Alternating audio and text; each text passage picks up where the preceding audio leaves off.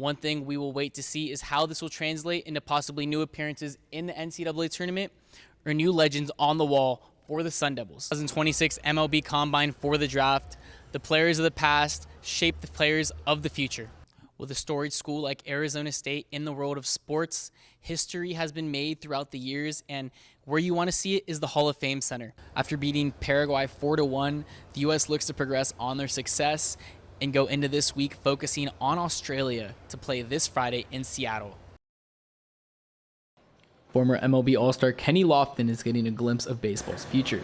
He and other past legends of the sport looked on as young players took part in the MLB Combine at Chase Field. The prospects are preparing for the upcoming 2026 draft and learning from people like Lofton.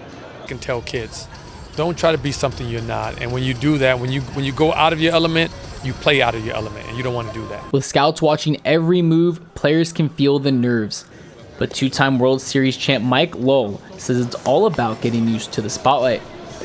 So I think it's, normal human nature to be a little nervous. You want to showcase your skills, but, try to lower that heart rate a little bit and just let your talent, your skill set take over, and they'll be all right. Continue to develop. A day like today, you showcase your talent, let people see what you can do.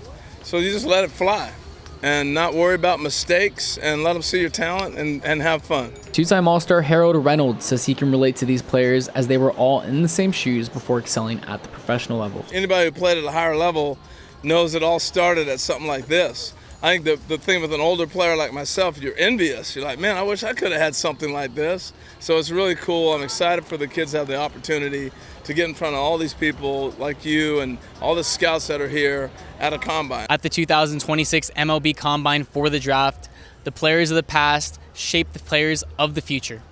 Out in Phoenix, Tanner Buck, Cronkite News. The Maroon and Gold Sports Hall of Fame was built in 1975 and standing strong, still adding memorabilia such as game-worn jerseys and trophies from timeless legends in Tempe.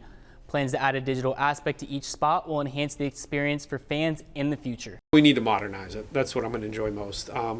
It's not sustainable the way we have it. I mean, we have some things listed that the numbers change every year, but it takes an army to try to figure out how to update it, and then you have to update it again. Timeliness and accuracy are the most important things to keep the Arizona State Hall of Fame up to date. For Randy Polakar, who is leading the renovation project, adding a digital component will keep the information more current. Well, the idea is to digitize everything so that it can be updated all the time and new things can be added all the time. Have a QR code, scan it on your phone or on a touchscreen that we'll have here in the Hall of Fame, and you can get all the information about that item, that sport, that student athlete, all at your fingertips. With the storied sports program at Arizona State, you want to be able to see the history documented in the Hall of Fame Center. Randy Polakar says he hopes the Hall of Fame will be updated by the fall and the information more accessible through the use of QR codes. In the newsroom, I'm Tanner Buck, Cronkite News. Talking about the 8-day forecast, let me introduce you to a chef called The Sun because it's cooking from Wednesday to Friday as it is very hot, way above the average in the temps. Still above average from Saturday to Wednesday, but it does cool off, and we do have some cloud cover from Sunday to Monday. So if you do want to go out, enjoy that weather, go out with the family, go to a festival and have some fun, I would advise doing it from Saturday to Monday when the temperatures do drop. Talking about highs, we go to the west side of the state, Bullhead City down to Yuma, a scorcher, practically like the oven on the west side of the state.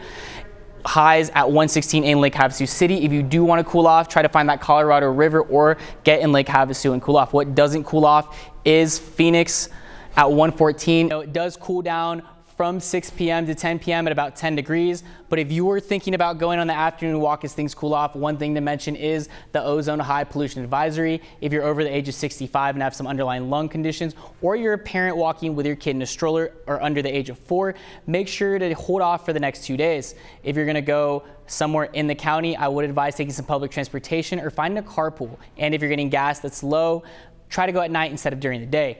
Talking about lows, we talk about the 40s in Flagstaff and the Grand Canyon for tomorrow.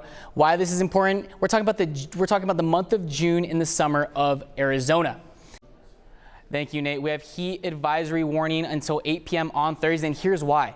In the highs, 114 in Glendale and Phoenix, 113 all around, at the lowest 110 and all above averages. To be safe, try to stay inside from 10 a.m. to 6 p.m., but if not, here's why.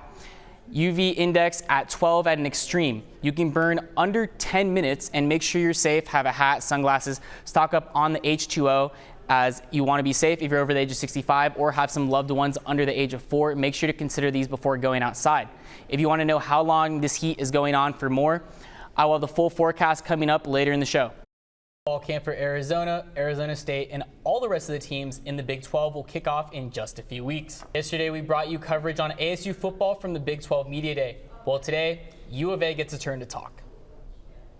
Let's check in with our Jacob Brooks out in Frisco to see where the Wildcats stand heading into the 2026 football season. There's some exciting games that I would circle on this Sun Devil schedule. The first one that jumps out to me is the second game of the season in College Station against Texas A&M. Arizona State has a difficult test on the road against one of the best teams in college football last year. Merchandise from the World Cup Fan Fest in Dallas is being resold at a profit on secondhand markets. Lastly, ASU's offense has lacked consistency at times this season, and over the past couple of weeks, what does it need to do to keep up with the Wildcats' bats?